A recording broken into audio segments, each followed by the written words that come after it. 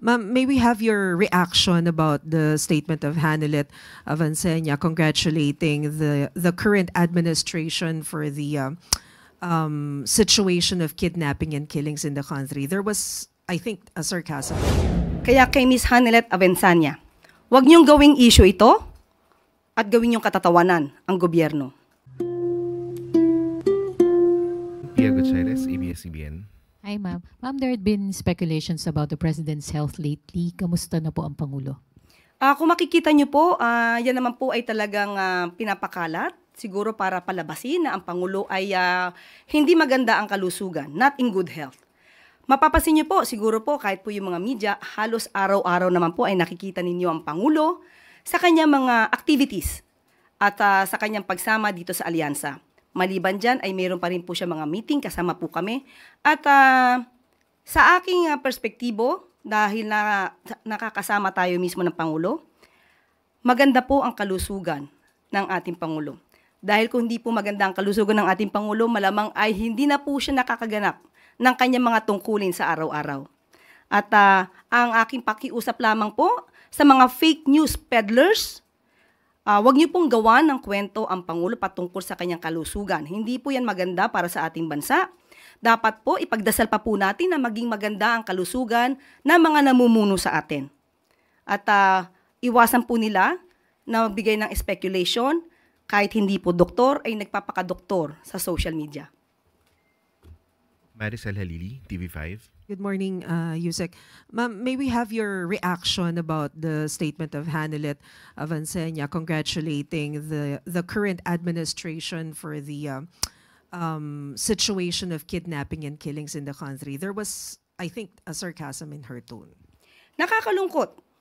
Dahil muli, mababanggit na naman natin ang mga kaalyado ni dating Pangulong Duterte. Hindi po ginagawa na katatawanan ang isang ganitong klaseng sitwasyon. Kaya kay Ms. Hanelet Avancenia, huwag niyo pong gawin na issue. Dahil may buhay po ditong nakasalalay, may mga buhay na nawala. Huwag niyong gawing issue ito at gawin niyong katatawanan ang gobyerno. Hindi natin malaman bakit ganon ang naging attitude ni Ms. Hanelet. Parang ikinatutuwa pa ba niya na may mga ganitong sitwasyon sa bansa? Hindi ba dapat bilang Pilipino, nagkakaisa tayo upang ang bansa natin ay umangat? Hindi lamang para sa taong bayan at para na rin mapakita natin sa buong mundo na ang Pilipinas at ang mga Filipino ay nagkakaisa. Huwag silang gumawa ng gulo dahil hindi po yan maganda. Huwag nila simulan ang gulo sa pamamagitan ng pagbibigay ng ganitong mga klaseng remarks o pananalita. Ang Pangulo po at ang administrasyon ay kinukundina ang bawat krimen na nangyayari sa bansa. Sa katunayan nga po, nagpatalaga na po ang Pangulo, nagkaroon na po ang PNP ng Special Investigation Task Force para mag-focus po sa kaso na ito ni Mr. Anson Ke.